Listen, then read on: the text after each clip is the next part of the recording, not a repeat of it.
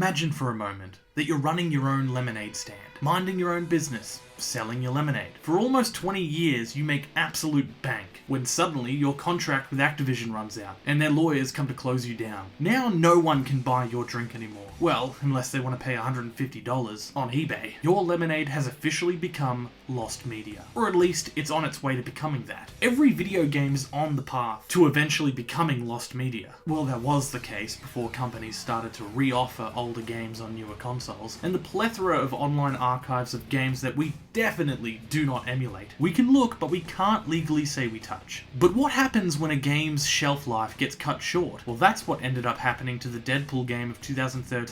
There were a few others that share this exact fate, so why review Deadpool? Well, as of today, Deadpool 3 is out in cinemas, so I don't think there'll be a better time to jump into his first and only game, unless I for some reason decided to get comfortable and wait for Deadpool 4. Before we get into the game itself, a little background. In 1998, a licensing deal was made between Marvel and Activision that allowed them to publish games using their characters. This led to the creation of such titles as that one X-Men Origins Wolverine game that people like, Ultimate Alliance, which had its third entry a little while back, devoid of Activision involvement, and even that Spider-Man 2 movie tie-in game I bet you all have fond memories of. But of course, also Deadpool. Being originally released in 2013, the Deadpool game was initially made without the mainstream backing of a movie tie-in. Deadpool was still very much a niche character, only known to the Marvel Comics or Marvel Animation crowd, or if we're being honest, probably Marvel vs. Capcom. I think one of Deadpool's first big waves of mainstream popularity was definitely through that. My history with the Deadpool game starts in 2015, when the game was re-released following the news that the Ryan Reynolds-led movie was going forward and was to be released the very next year. The last game to be created for the Activision deal was, to my knowledge, the Amazing Spider-Man 2 game, but with Deadpool seeing a re-release the next year, it's likely that next-gen port was the last product released from this licensing deal. So is the Deadpool game as funny and frantic as the Merc with the Mouth would have you believe? Or does it miss the mark and establish itself as yet another tiring and repetitive licensed game? Or does it bounce between those two options, like a pinball refusing to travel downward? Let's find out. The game begins in the dingy but homey apartment of Wade Wilson. Listening to his voicemails, we learn that things aren't exactly going the best for Deadpool. Whether that matters to him is a different story, since it's the call from High Moon Studios that piques his interest the most. In the first act of meta-comedy, the plot of the game actually revolves around Deadpool getting his own video game, developed by the studio that actually developed this game. They do seem to disagree on how the game should move forward, however, including the voice actor who's been hired to voice Deadpool, Nolan North. You may know him as Nathan Drake from the Uncharted franchise. Believe it or not, this isn't actually his first time voicing Deadpool, as he provided his talents for the role in the animated movie Hulk vs. Wolverine in 2009. He brings a joyful, chaotic energy to the role that may be grating for some after long listens, but I can't deny that he successfully brings the Deadpool personality to life in animated form.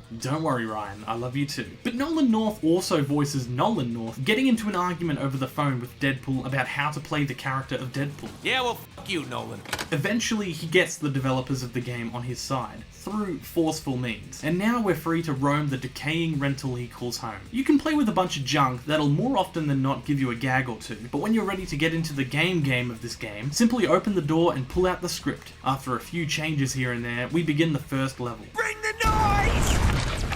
Have I mentioned how very B-grade this game is? Despite having a reported budget of $100 million, meaning it occupies the more expensive side of the budgeting room, Deadpool the game feels more like a $5 million game. Just a fun tidbit as well, if it's true the game cost $100 million to make, that would make it more expensive, in fact almost double the $58 million cost of the first feature film. This is highly irregular for a not so popular superhero game. Don't get me wrong, I love Deadpool, and most everyone who at the very least knew who he was at the time would probably have nice things to say about the prospect of a game. But $100 million?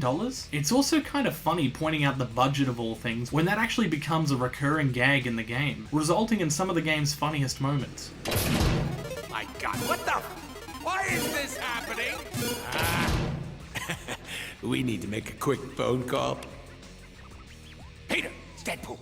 What the hell is High Moon doing to my game? Well, use the money I transferred to your account and patch this shit. Now!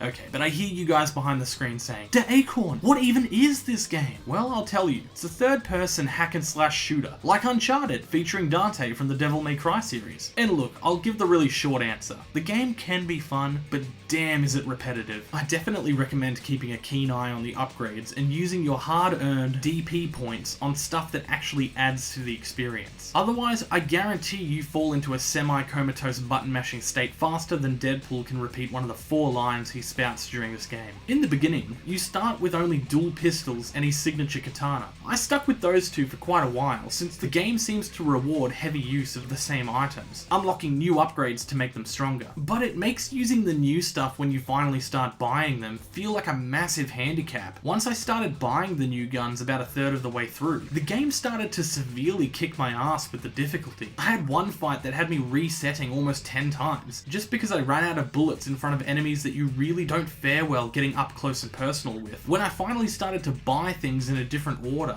suddenly the game got easier. And then it became clear that despite what the upgrade screen would have you believe, there's not actually that much freedom when it comes to buying your upgrades. I mean, of course, there's a little bit, but unless you really want to have a pretty unreasonably difficult time halfway through the game, there is a rough order you should upgrade things in. There are a couple difficulty settings you can tweak to make things easier, or even harder. I know it can be said to just get good at games you're struggling at, and eventually I did, but still I think it's worth bringing up when a game maybe gets a little too carried away with the amount of enemies it spawns without much ammo pickup. The start of the game starts off fairly simple, with just regular mercenaries as enemies, but they slowly add more and more powerful enemies with mutant abilities. I could have done with a few more variations in enemies, but the variation is a bit more than some other third-person shooter games would strive for. After the first actual level of the game, Deadpool decides to replay the level over and over and over again, which apparently blows the budget for High Moon Studios, who call Deadpool pleading for him to take it easy. That doesn't last long, however, and the game takes a serious dip in visual quality. I love old 8-bit games!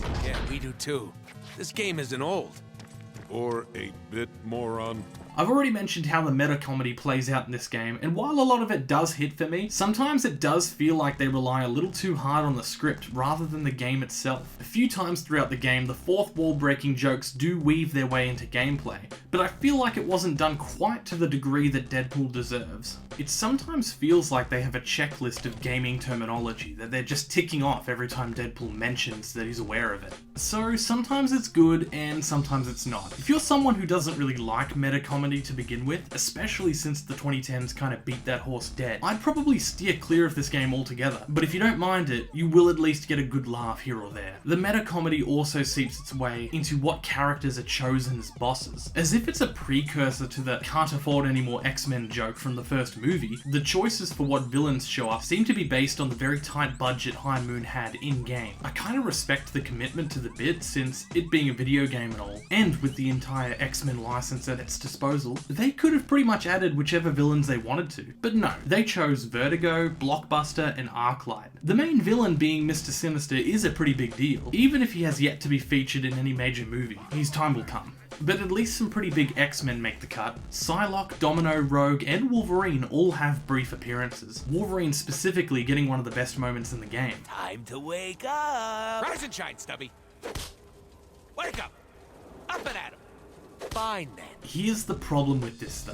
I called a glorified button-mashing segment with a quirky script one of the best parts in the game. And once you've experienced it for the first time, it's really hard to convince yourself it's worth experiencing again. One of the problems I have with the Deadpool character and how he's handled in various media is how unserious they can treat him. Stories surrounding him lack substance because, well, they're poking fun at stories that lack substance, which in turn just ends up being another story without substance. That's because I feel like it. Why won't you wake up? Wake up! That's because the player keeps mashing the button.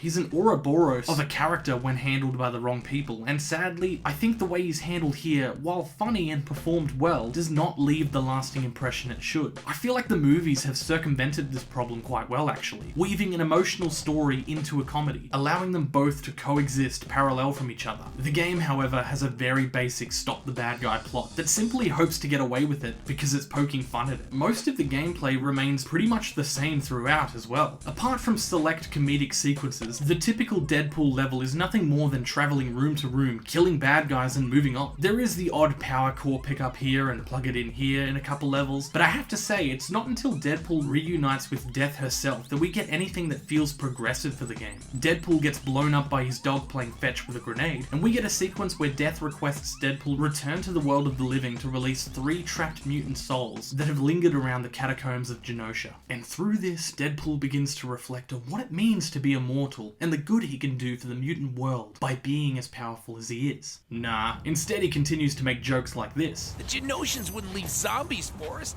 They're the treasure-leaving types.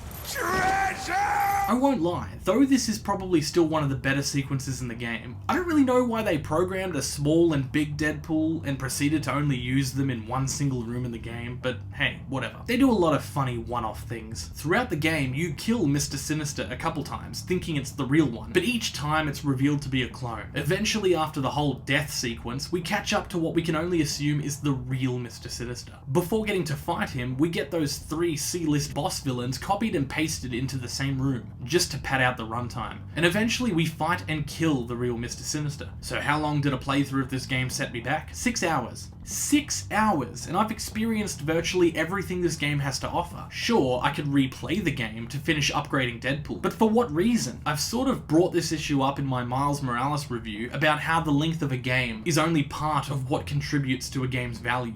But as we've already discussed, Deadpool still fails to meet standards in other areas as well. The gameplay is repetitive, the jokes can run themselves into the ground, and the whole game can be completed pretty easily in one sitting. I mean, for me it was 4 hours, and then later in the week, the last 2. But yeah, not very long. So obviously I'm being pretty hard on this game. And I'm not saying it doesn't deserve it, but there's one thing that makes the game worth a single playthrough. Repeated playthroughs are ill-advised, but a single playthrough of Deadpool is something I'd recommend to fans of the character because, well, for the most part, Deadpool is still Deadpool. He's fun to watch and laugh at, as crude as he may be. And while the game doesn't quite take full advantage of what the character is capable of bringing to the table story-wise, I still think the upbeat performance by Nolan North and the handful of pretty funny moments throughout do make it worth the play. However, at $150 for a pre-owned copy on eBay? No way. Don't waste your money buying this game for these crazy aftermarket prices. Search up Deadpool game cutscenes and you can basically experience the best version of this game in a third of the runtime. I don't want to rag on this game too much, since it's clear High Moon Studios really do seem to love the character. And with Activision behind the whole operation, it wouldn't surprise me if they kept stepping on the toes of the developers the entire production timeline. But at the reported $100 million budget, surely there was something a little more replayable, or heck, even just longer, that they could have put out. While the collector side of me is still glad I've got a copy of my own, the player side of me is just wishing they could give the Deadpool character another chance to get a AAA game.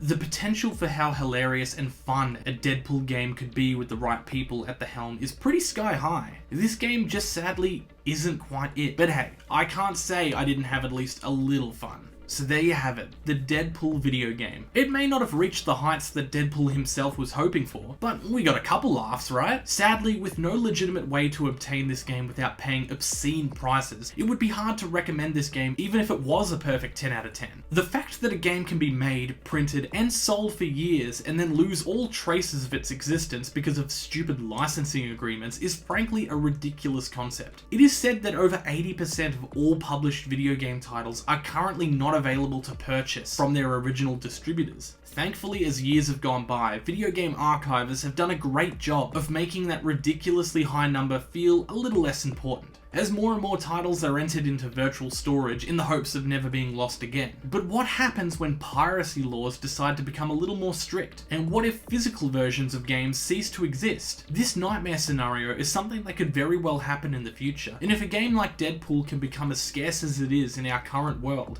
I don't want to even know what it could be like for other games released in a different, more limiting gaming landscape. For now, let's all support the preservation of games regardless of their quality, so that we can take care of the metaphorical library we hold so dear. Didn't mean to get all sappy on you, but you know, it's important. Thank you for watching. If you want to see more of my videos, please check out my channel and subscribe so you don't miss any of my future stuff. And I'd like to thank you all for watching and hopefully enjoying DaAcorn.